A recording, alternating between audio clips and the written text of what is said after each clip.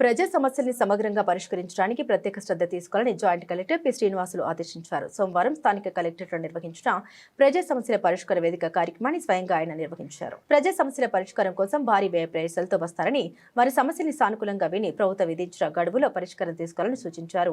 Revenue సమస్యల్ని సులభంగా పరిష్కరించడానికి ప్రత్యేకంగా రెవెన్యూ క్లినిక్లు ఏర్పాటు చేయబడ్డాయని, అర్జీదారులకు తాగునీరు, భోజన సౌకర్యం అందించామన్నారు.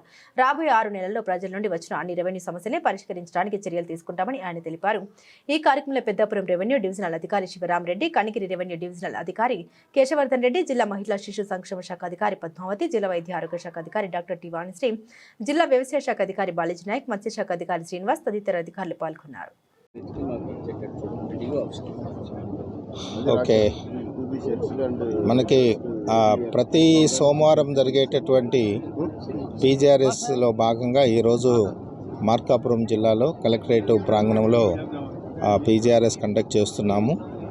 ఇక్కడ అంటే మనకి తెలుసు, కొత్తగా జిల్లా ఏర్పడింది కాబట్టి ఈ షామ్యానాలు వేసి టెంపరీగా ఎవరు ఇబ్బంది లేకుండా అన్ని సౌకర్యాలు, డ్రింకింగ్ వాటరు, షేడ్ అన్నిటి ప్లాన్ చేసుకొని చేశాము. ఇది ముఖ్యంగా ఏంటంటే రెవెన్యూ ఇష్యూస్ మీదనే ఎక్కువగా మనకు అర్జీలు వస్తున్నాయి.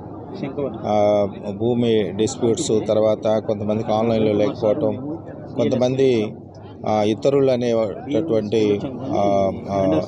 ఆన్లైన్లో అలా మెన్షన్ చేసి ఉండటం, ఇట్లానే కొన్ని ఫ్యామిలీ డిస్ప్యూట్స్, తర్వాత కొన్ని ఏమో ఆర్డీఓ కోర్టు, జేసీ కోర్టులో కొంచెం పెండింగ్ ఉన్న కేసుల గురించి రకరకాల ఇష్యూస్ వస్తున్నాయి.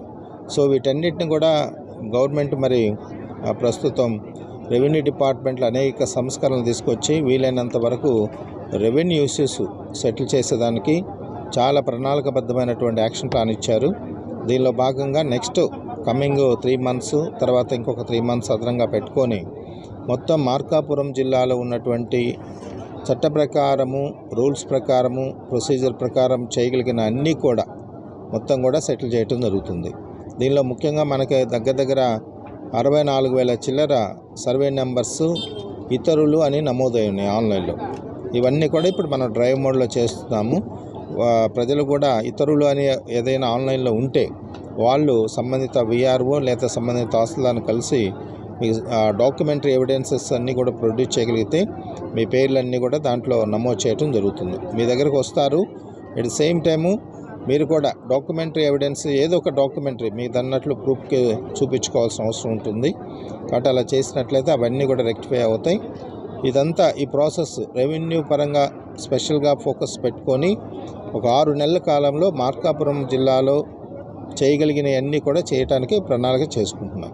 కాబట్టి ప్రజలు కూడా దీనికి సిద్ధంగా ఉండాలి, సహకరించాలి. అదే మాదిరిగా ఎవరైతే ఇల్లీగల్గా ఆన్లైన్లో ఎంక్రోచ్ అయ్యారు, భూముల మీద వాళ్ళు లేరు యాక్చువల్గా. సో ఇవన్నీ కూడా ఆర్డీఓ కోర్టులో సుమోటోగా అయినా సరే ఆర్ఓఆర్ అప్పీల్స్ ఫైల్ చేయించేసి అవన్నీ కూడా డిలీట్ చేయటం జరుగుతుంది, ప్రాపర్ ఎంక్వైరీ చేసి. సో ఈ విధంగా ముందుకెళ్తాము. అట్లనే నాన్ రెవెన్యూ ఇష్యూస్ కూడా పెన్షన్స్ గురించి, లేకపోతే ఏమంటారు ఇవి వీళ్ళు వికలాంగులకి ఈ చైర్స్ గురించి ఇవి వస్తున్నాయి, అంటే వెహికల్స్ గురించి.